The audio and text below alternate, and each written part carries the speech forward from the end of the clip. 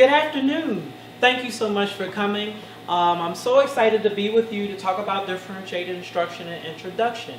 My name is Michelle Millis, and I'll be your facilitator for this afternoon session.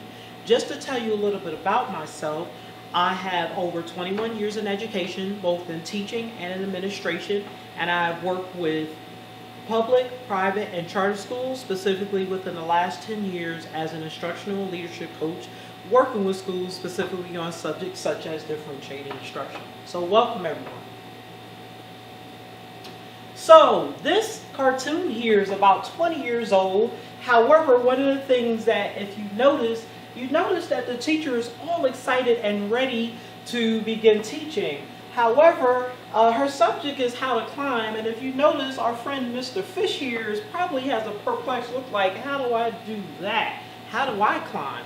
So let's bear in mind today, as we're talking about differentiated instruction, this sentence. Students differ. And so does our teaching address that? So for instance, Mr. Fish, does she think about how is he going to climb is he really going to be able to do that? And so when we talk about differentiated instruction, we want to make sure that we're thinking about individual needs of all of our students.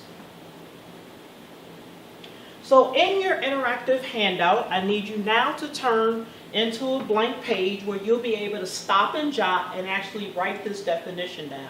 We want to have a shared definition because we want to be able to speak the same language throughout our session.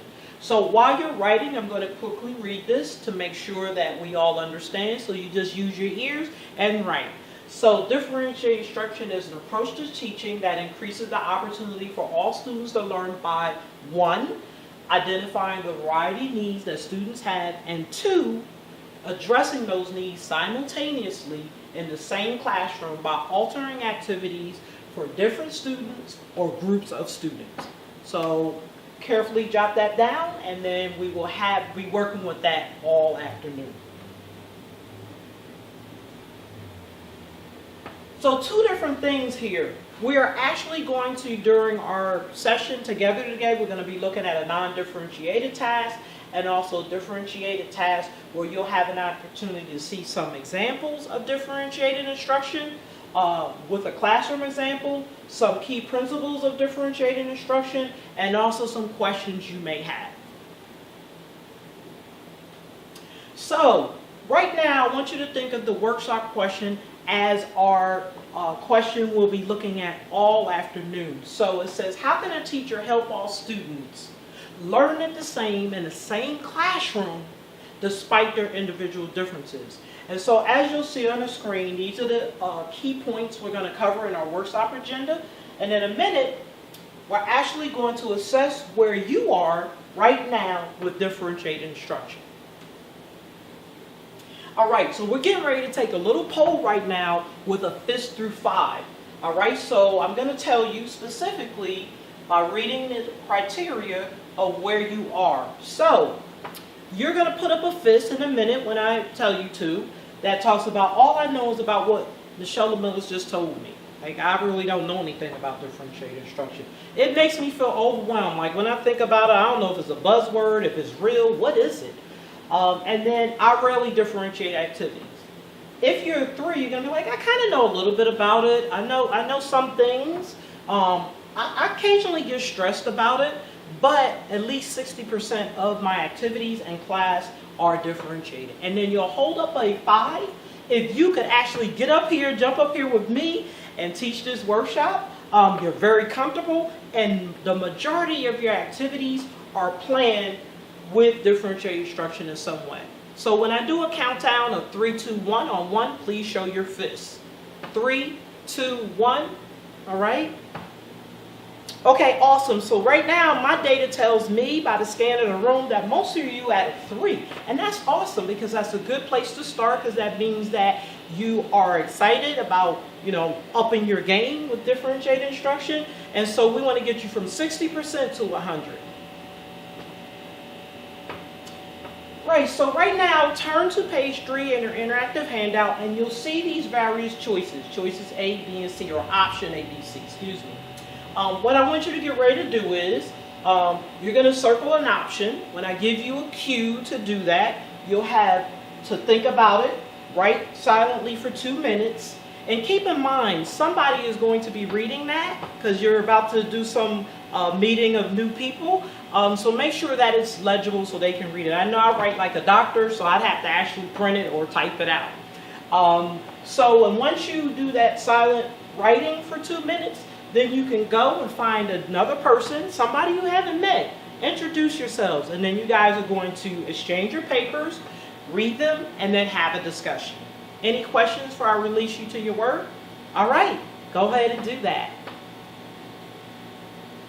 Okay, thank you so guys for coming back. I noticed as I was walking around the room, I was listening to your discussions. They were all really exciting.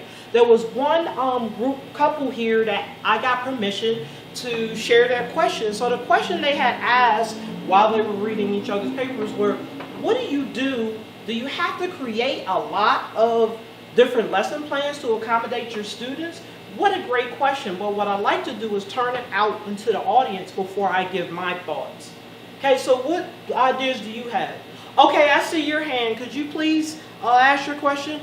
Okay, yes. So your thought is that no, you don't have to do a lot of different lesson plans. You can just do one, but because you know your different students, you can kind of group them and say what kind of differentiated instruction you're going to do. So for instance, if you have 5 students that you know are strong on audio visual, then maybe you'll have a video that's talking and also doing in the video, so they're hearing and seeing at the same time. Maybe you have another group of 5 or 6 students that actually work well by taking things apart, so you get in the kinesthetic going and they're able to do something with the hands-on. So that can just be put into one lesson plan. It doesn't have to be multiple. So thank you so much for your thought, and I totally agree with that. All right, so as we're closing out our session, on page 13, you'll be able to see that there's 4 things for next steps. The first one is complete the teacher DI form and submit to a principal prior to your coaching meeting. The second one is get feedback from your coach, your students, colleagues, and then try for a second time, perhaps with new ideas. Remember, innovation plus creativity equals high student engagement. Thirdly, be patient with yourself. Differentiation instruction can be challenging, but it's worth every minute of it. I can tell you with my 21 years experience. Remember, practice makes progress, not perfection. You are seeking to grow. And then fourthly, get together with someone else. Get a differentiated instruction buddy, right? Nothing like peer-to-peer learning. You can be accountability partners to each other, thought partners, and help each other to grow through this process. Okay, so I want to thank you guys so much for your time this evening. Please take a moment to complete the feedback form, because that form is going to help me to grow as a facilitator. And here's my contact information, and I want to thank you.